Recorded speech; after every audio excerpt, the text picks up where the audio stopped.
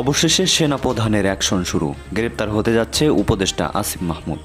কঠিনভাবে ফেঁসে গেলেন তিনি। পাশাপাশি ডক্টর ইউনূসকে কঠিন হুঁশিয়ারি যুক্তরাষ্ট্রের, দ্রুতই বহিষ্কার হতে পারেন তিনি। আবারও উত্তপ্ত হলো বাংলাদেশ।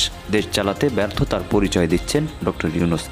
তাই তো যে কোনো সময় যুক্তরাষ্ট্রের আদেশে ক্ষমতা ছাড়তে পারেন ডক্টর মোহাম্মদ ইউনূস। বাংলাদেশ আওয়ামী লীগ আবার ফিরবে এবং ভয়ঙ্কর ভাবে। কোথায় যাবে? বাসা থেকে না, মাটির 50 হাত নিচে থাকলেও জামাতের চেয়ে ডেঞ্জারাস ভাবে ওদেরকে মৃত্যু দিব। কাউকে মাফ করবো না, মনে রেখেন আপনি। স্ক্যানিং সিস্টেমেই এবার ধরা পড়লেন উপদেষ্টা আসিফ মাহমুদ সজীব ভূঁইয়া। উপদেষ্টা আসিফ মাহমুদের ব্যাগ থেকে উদ্ধার হলো গুলির ম্যাগাজিন। সকালে টার্কিশ এয়ারলাইন্সে মরক্কো যাওয়ার প্রস্তুতির সময় শাহজালাল আন্তর্জাতিক বিমানবন্দরের স্ক্যানিং এ ধরা পড়ে অস্ত্রের এই অংশটি। উপদেষ্টা আসিফ মাহমুদের বয়স 27 বছর।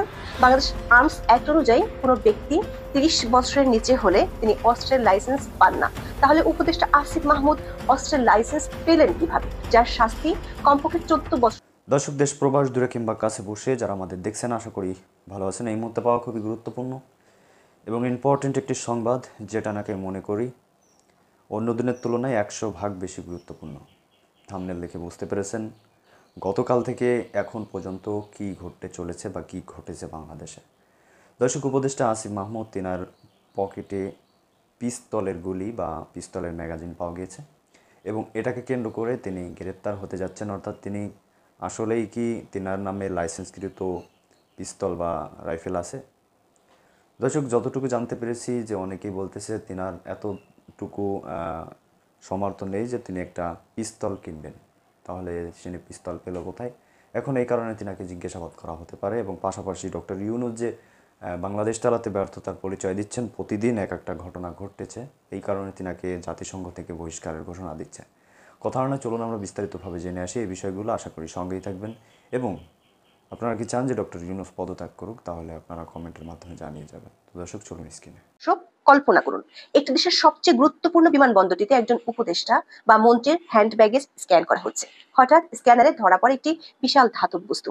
সেটি আর কিছু নয়, একটি গুলি ভর্তি ম্যাগাজিন। এরপর যা ঘটলো তা কেবল বিস্ময়করই নয়, দেশের নিরাপত্তা এবং গণমাধ্যমের স্বাধীনতা নিয়েও তুলছে মারাত্মক প্রশ্ন। বলছি, বাংলাদেশ অন্তর্বর্তী সরকার উপদেষ্টা আসিফ মাহমুদকে ঘিরে ঘটে যাওয়া এক চাঞ্চল্যকর ঘটনা, যা দেশ জুড়ে তোলপাড় ফেলে দিয়েছে এবং অনেক অনুলেখিত প্রশ্নের জন্ম দিয়েছে।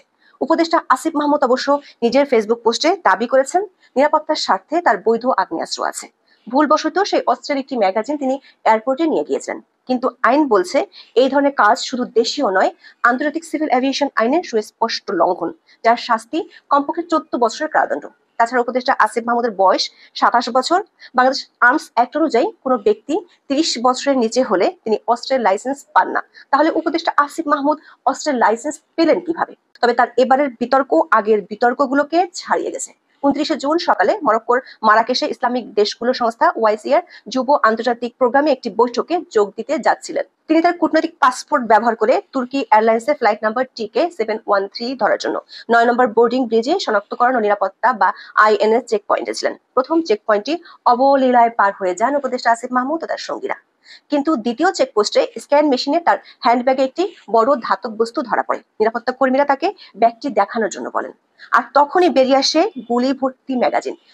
গুলি ভর্তি ম্যাগাজিন হলে তাকে বলে অ্যামিনিশন ম্যাগাজিন। তবে বিমানবন্দর সূত্রগুলো বলছে ম্যাগাজিন পাওয়া গেলেও অস্ত্র ছিল না। উপদেষ্টা আসিফ মাহমুদও তার ফেসবুক পোস্টে জানিয়েছেন তিনি অস্ত্র বাসায় রেখে এসেছিলেন।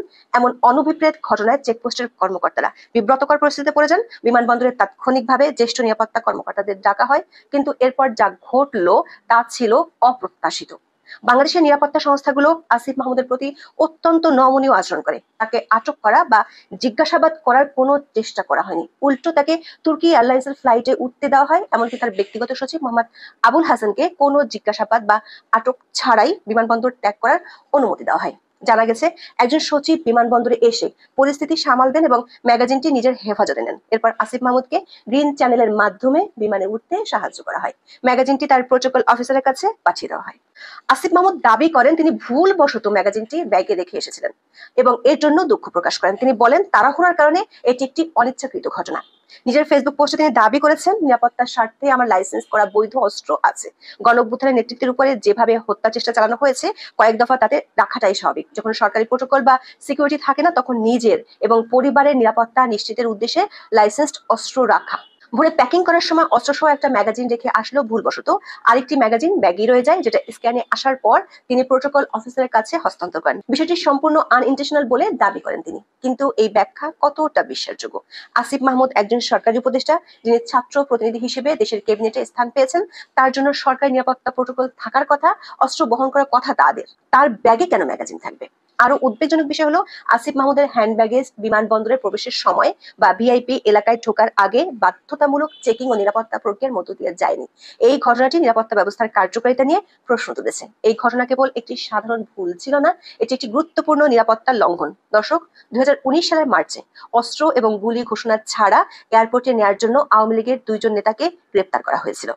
সাধারণত ঢাকা শাহজালাল আন্তর্জাতিক বিমানবন্দরে যাত্রীদের আগ্নেয়াস্ত্র বহন করার অনুমতি নেই, তবে আইন প্রয়োগকারী সংস্থা এবং অনুমোদিত কর্মীরা নিতে পারেন। সেক্ষেত্রে তাদের টার্মিনালে ঢোকার আগেই বিমানবন্দরের নিরাপত্তা বিভাগের কাছে তাদের আগ্নেয়াস্ত্র ঘোষণা করা বাধ্যতামূলক। বিমানবন্দরের নিষিদ্ধ সামগ্রিক তালিকায় আগ্নেয়াস্ত্র এবং গোলাবারুদ স্পষ্টভাবে উল্লেখ করা হয়েছে। এসএসআই এর এয়ারক্রাফট রুল অনুযায়ী বিমান বা সামরিক সরঞ্জামের কার্যকারিতার জন্য প্রয়োজনীয় বিস্ফোরক বাদে অন্য কোনো অস্ত্র, গোলাবারুদ, বিস্ফোরক, সামরিক সরঞ্জাম বা অত্যন্ত ধার্য পদার্থ বিমানে বহন নিষিদ্ধ। এই নিষেধাজ্ঞা এমনকি যুদ্ধের গোলাবারুদ বা যুদ্ধের সরঞ্জাম পরিবহনের ক্ষেত্রেও প্রযোজ্য।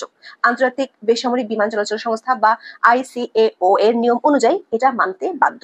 বৈধ লাইসেন্সধারী যাত্রীরা ঢাকা শাহজালাল আন্তর্জাতিক বিমানবন্দর দিয়ে তাদের আগ্নেয়াস্ত্র পরিবহন করতে পারেন, তবে বিমানবন্দরে ঢোকার আগে প্রবেশদ্বারে এবং চেক ইন কাউন্টারে এয়ারলাইনকে আগ্নেয়াস্ত্র ও গোলাবারুদ ঘোষণা করা বাধ্যতামূলক। যেহেতু উপদেষ্টা আসিফ মাহমুদ আগে থেকে ঘোষণা করেননি, তাই তিনি একসাথে দেশীয় ও আন্তর্জাতিক আইন লঙ্ঘন করেছেন।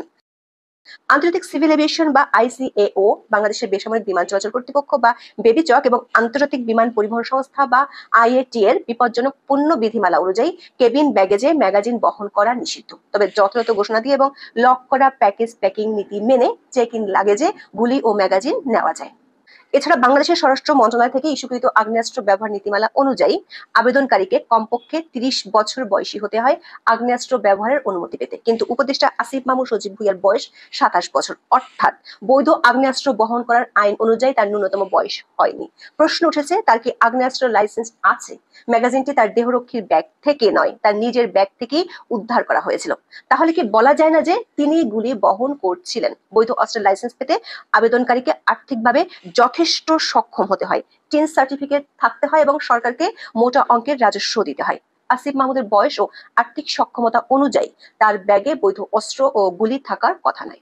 এই ঘটনার সবচেয়ে উদ্বেগজনক দিকটি হলো সংবাদ প্রকাশের পর যা ঘটলো। প্রথমে ঢাকা পোস্ট নামের একটি গণমাধ্যম এই সংবাদ প্রচার করে, কিন্তু মাত্র 5 মিনিটের মধ্যে এই নিউজটি ঢাকা পোস্টের ওয়েবসাইট সহ অন্যান্য জায়গা থেকে সরিয়ে দেওয়া হয়। সংবাদ ফাঁসকারী একজন রিপোর্টার তাদের একটি মেসেঞ্জার গ্রুপে দাবি করেছেন নিউজটি 5 মিনিটও রাখা সম্ভব হয়নি। এটি প্রশ্ন তুলেছে, আসিফ মাহমুদ কি এতটাই ক্ষমতাবান যে মাত্র 5 মিনিটই তিনি তার বিরুদ্ধে হওয়া সংবাদ সরিয়ে দিতে পারেন? ডক্টর ইউনূসের সরকার বরাবরই দাবি করে আসছে দেশে এখন স্বাধীন সাংবাদিকতার বাম্পার ফলন হচ্ছে, অথচ একজন উপদেষ্টার ঘটনা, যেটি তিনি নিজেও স্বীকার করেছেন, সেটি মাত্র 5 মিনিটে সরিয়ে নিচ্ছে গণমাধ্যমগুলো। তাহলে বাংলাদেশ 2.0-তে গণমাধ্যমের স্বাধীনতা কোথায় গেল? উপদেষ্টা আসিফ মাহমুদ অবশ্য ফেসবুকে লিখেছেন, চাপ দিয়ে নিউজ সরানোর অভিযোগ সম্পূর্ণ মিথ্যে।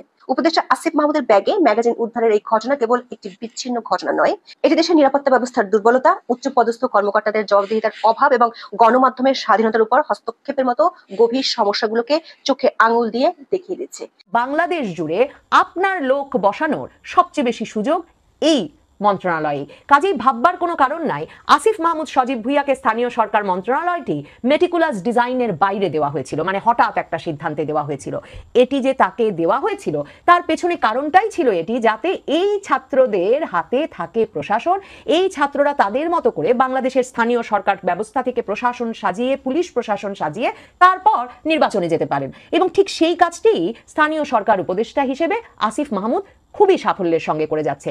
মনে রাখতে হবে, তিনি আগস্ট থেকে সারা বাংলাদেশের একেবারে ইউনিয়ন পর্যায় থেকে শুরু করে সিটি কর্পোরেশন পর্যন্ত প্রতিটি পর্যায়ের স্থানীয় সরকার পর্যায়ে প্রশাসক নিয়োগ দিয়েছেন, কাউন্সিলর পদে, মেয়র পদে, চেয়ারম্যান পদে। কাজেই এই প্রশাসকেরাও তার হয়েই কাজ করবেন, তার দলের হয়েই কাজ করবেন।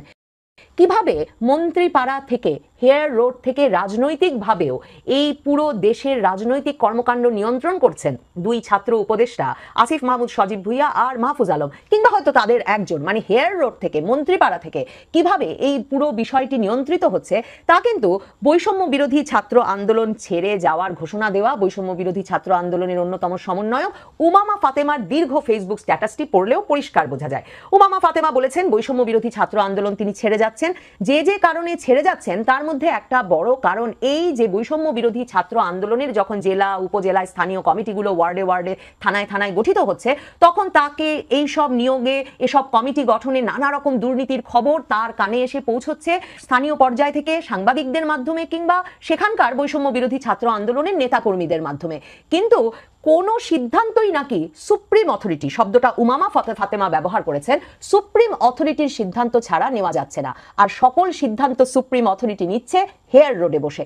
দেখুন মজার ব্যাপার, আসিফ মাহমুদ সজীব ভুইয়ারা বলছেন তারা ছাত্র উপদেষ্টা, কিন্তু তারা জাতীয় নাগরিক পার্টির কেউ নন। আর জাতীয় নাগরিক পার্টি গঠনের আগেই সেই সেপ্টেম্বর থেকে বৈষম্য বিরোধী ছাত্র আন্দোলনের প্রথমত ওয়ার্ড, থানা, উপজেলা, জেলা সর্বত্র কমিটি গঠন করা হলো। এরপর জাতীয় নাগরিক পার্টির জন্মের আগে এই একই নেতাকর্মীর বাহিনী গড়ে তুললেন জাতীয় নাগরিক কমিটি নামে আরেকটা প্ল্যাটফর্ম। সেই জাতীয় নাগরিক কমিটির মুখপাত্র তখন ছিলেন সামান্তা শারমিন, আক্তার হোসেন, মানে তাদেরকে আমরা তখন চেনা শুরু করলাম। সেই জাতীয় নাগরিক কমিটিরও কিন্তু তারা সারা বাংলাদেশে ইন্টারভিউ নিয়ে বিরাট বাহিনী গড়ে তুলেছেন। তারপর ফেব্রুয়ারির শেষে তারা গঠন করলেন তাদের রাজনৈতিক দল জাতীয় নাগরিক পার্টি। আর উমামা ফাতেমা এখন পদত্যাগ করলেন বৈষম্য বিরোধী ছাত্র আন্দোলন থেকে, আর আমাদের স্মরণ করিয়ে দিলেন তার মানে তিনটি মুখে হাজার হাজার সুবিধাভোগী তৈরি করেছেন এই আসিফ মাহমুদ সজীব ভুইয়ারা গত 10 মাসে। বৈষম্য বিরোধী ছাত্র আন্দোলনের হাজার হাজার সমন্বয়ক, নেতা, কর্মী নানা জায়গায় চাঁদাবাজি করছেন, নিজেদের মধ্যে মারামারি করছেন, থানায় গিয়ে খবরদারি করছেন, ডিসি অফিসে গিয়ে নিয়োগ থেকে ঠিকাদারি থেকে নানা ঝামেলায় নিজেদেরকে জড়াচ্ছেন। জাতীয় নাগরিক কমিটি এরপরে গঠিত হলো, তারা সারা বাংলাদেশ জুড়ে এই জবরদস্তি করলো এবং নিজেদের মধ্যে একাধিক জেলায় উপজেলায় এমন মারামারি করলো যে হাসপাতালে যেতে হলো, খবরের শিরোনাম হতে হলো। তারপর এখন গঠিত হয়েছে জাতীয় নাগরিক পার্টি। অথচ এই তিনটি মুখ, এই তিনটি ধারার কোনোটিকে এখন পর্যন্ত আসিফ মাহমুদ সজীব ভুইয়ারা হেয়ার রোডে বসে বন্ধ করতে দেননি। তাহলেই বুঝুন, একদিকে পুরো প্রশাসনকে নিজেদের মতো করে সাজিয়ে নিচ্ছেন আসিফ মাহমুদ সজীব ভুইয়ারা, অন্যদিকে রাজনৈতিক এমন একটি জবরদস্তিকারী সুবিধাভোগী গোষ্ঠী নানা নামে তারা তৈরি করেছেন সারা দেশ জুড়ে, থানায় থানায় ওয়ার্ডে ওয়ার্ডে পর্যন্ত কমিটি গঠন করেছেন তারা। সেই গোষ্ঠীটিও মব সৃষ্টি করে হোক, লুট করে হোক, চাঁদা তুলে হোক, যে কোনোভাবে দলের স্বার্থ, এই পুরো গোষ্ঠীর স্বার্থ রক্ষা করবে এবং তাদের জন্য অত্যন্ত গুরুত্বপূর্ণ হবে আগামীর বাংলাদেশে যে কোনোভাবে নির্বাচনে তাদের দল জাতীয় নাগরিক পার্টিকে বিজয়ী করে আনা।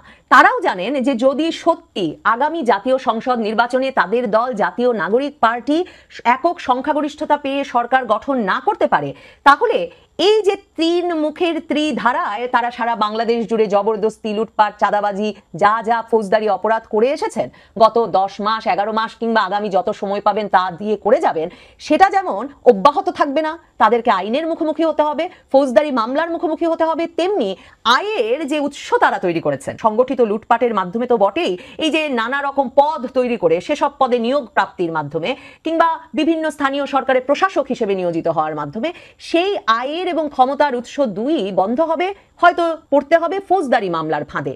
সে কারণেই এতটা আত্মবিশ্বাসের সঙ্গে নিবন্ধনের আবেদন জমা দিয়েই জাতীয় নাগরিক পার্টির নেতাকে নির্বাচন কমিশনে দাঁড়িয়েই আমরা বলতে শুনি যে তাদের দল 400 আসনের 300 আসনই পেতে যাচ্ছে আগামী জাতীয় সংসদ নির্বাচনে। আর মনে রাখবেন, 400 আসনে যে সংসদ নির্বাচন হবে, এই 400 আসনও কিন্তু সংস্কার করে তারাই আদায় করে নিচ্ছেন। আসিফ মাহমুদ সজীব ভুইয়া হেয়ার রোডে বসে স্থানীয় সরকার পল্লী উন্নয়ন সমবায় মন্ত্রণালয়ের মতো মহাপ্রতাপশালী একটি মন্ত্রণালয়ের কেন্দ্রে বসে পুরো ব্যাপারটা সাজিয়ে দিচ্ছেন জাতীয় নাগরিক পার্টির জন্য। মেটিকুলাস ডিজাইনের একটা অংশ দেখা হয়েছে, মেটিকুলাস ডিজাইনে আরো অনেক কাজ হয়ে যাচ্ছে, যেসবের খবর অনেক সময় আমরা সেভাবে রাখতে পারছি না বা একটির সঙ্গে আরেকটির সূত্র মিলিয়ে। তো দর্শক দেখলেন খুব গুরুত্বপূর্ণ প্রতিবেদন। এতক্ষণ আমাদের সাথে থাকার জন্য সবাইকে ধন্যবাদ জানাচ্ছি। পাশাপাশি ধন্যবাদ জানাই আজকের আমাদের আলোচক বিন্দুদের যারা এতক্ষণে আপনাদের সামনে আলোচনা করছিল। দর্শক এখন এ বিষয়ে আপনাদের মতামত কী হবে? আসলে এই আসিফকে প্রশ্ন উত্তর বা রিমান্ডে বা জিজ্ঞাসাবাদ করা উচিত কি উচিত না, তিনি সেই বন্দুক বা পিস্তল কোথায় পেলেন? দর্শক, যতদূর তিনি জানিয়েছিলেন তিনার আত্মরক্ষার জন্য তিনি একটি পিস্তল লাইসেন্স করেছে। তবে এই কথার মধ্যে অনেকেই কিন্তু প্যাঁচ লাগাচ্ছে যে আসলে তিনার কি ততটুকু সমর্থ আছে বা তিনি কি ততটুকু রাখেন যে একটা পিস্তল তিনার নিজের নামে লাইসেন্স করিয়ে নেবেন। দর্শক, এখন আপনার কি মনে হয়, আসলেই কি অপরাধী আসিফ মাহমুদ? আপনি কি বলতেছেন অবশ্যই কমেন্টে জানাবেন। তো দর্শক, কথা নয়, চলুন শেষ করি। দেখা হচ্ছে খুব তাড়াতাড়ি অন্য কোনো ভিডিওর মাধ্যমে। ভালো থাকুন, সুস্থ থাকুন। ধন্যবাদ এতক্ষণ আমাদের সময় দেওয়ার জন্য।